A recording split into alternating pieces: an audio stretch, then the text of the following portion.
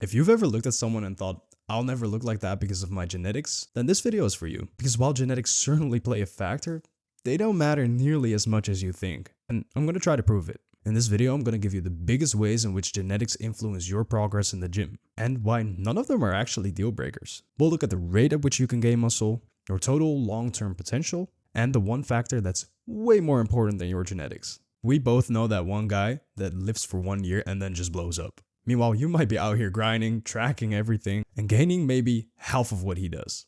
I fully get it. That feels unfair. But here's the truth. This matters way less than you think it does. That's because of a principle in lifting that we call diminishing returns. Now, every year that you train properly, your gains will slow down like a lot.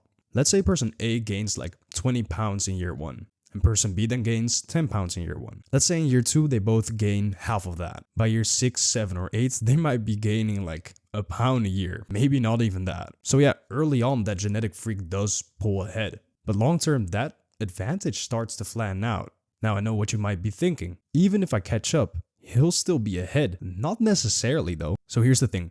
Your rate of growth and your total muscle potential aren't always perfectly linked. That fast gainer might max out earlier than you, and you might keep progressing slowly but steadily throughout the years until you eventually catch up. I'm not saying that always happens, but it can. And more importantly, you won't even know until you've trained for like 10 plus years. And almost nobody does that. That brings me to the one factor that's way more important than your genetics, which is consistency. Now, I know you've heard this a million times before, but hear me out for a second.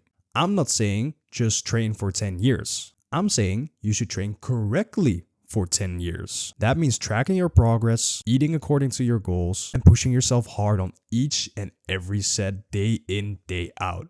Because here's the reality. Most people never train consistently or intelligently enough to reach their full potential. And those who do, they keep learning and improving their training, and ultimately they end up shocking themselves with their results. And those people, they end up far ahead of anyone else, even the ones with good genetics. Because the people with good genetics might just stop after a while, because they have a good physique without much effort anyways. So if you've been blaming your genetics, I get it. I fully understand. But start refining your training and keep going, because your limits are probably a lot further away than you think. If any of this resonated with you, then make sure to subscribe for more natural lifting content. And check out my shorts where I upload nearly every day on all things natural lifting. And lastly, join the coolest natural community in the link in the description.